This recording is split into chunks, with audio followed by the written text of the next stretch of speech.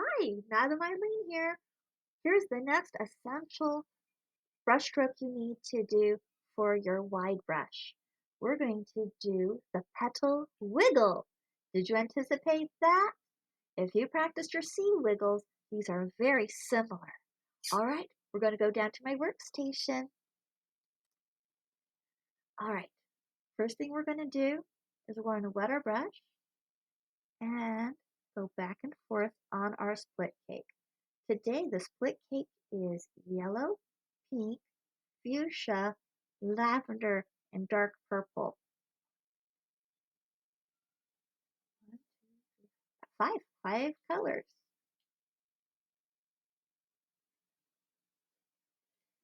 Now, the petal wiggle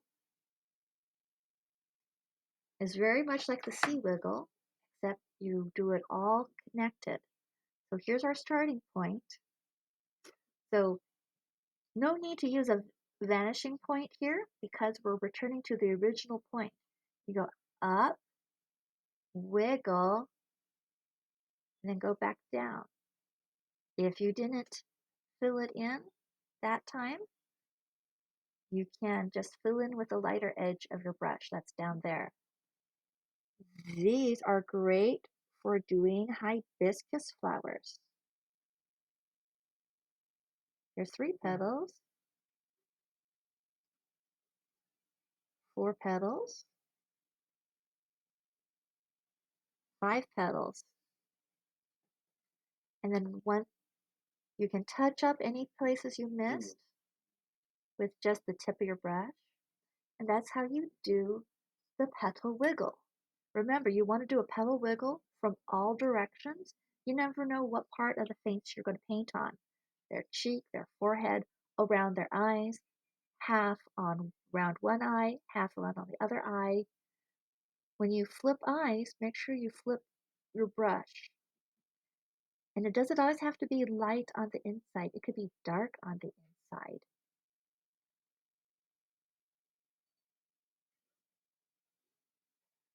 You could do falling petals.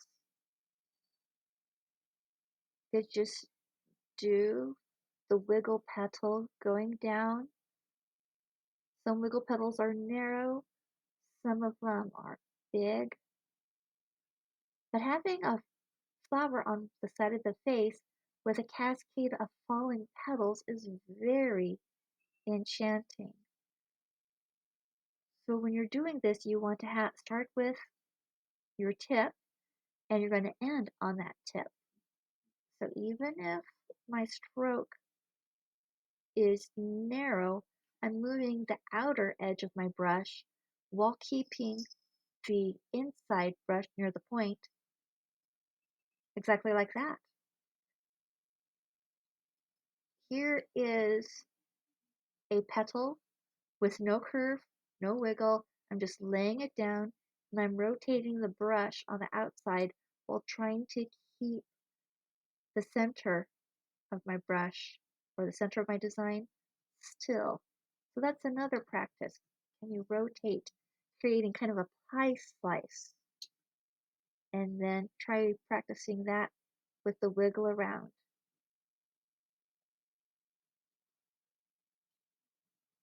Wiggles are nice because you don't have to be neat. You don't have to be precise. Practice it from different directions. The outside of your brush is going to get more pressure. Pressure, laying down pressure, spreads those bristles out and lets them go wide. It also gets more paint out of your brush. If you do light pressure, you may run out of paint.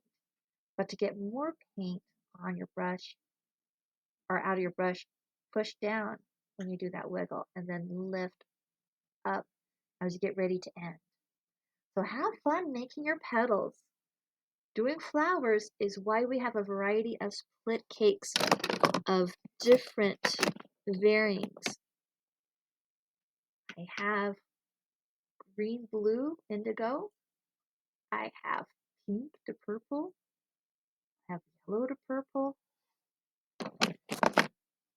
You can also do some great butterflies with the wiggle technique. I'm going to move my cup of water. I'm going to rotate my practice board around. All right, so here is your eye. Here's an example of a petal wiggle with light side out. I'm going to wiggle up and wiggle in.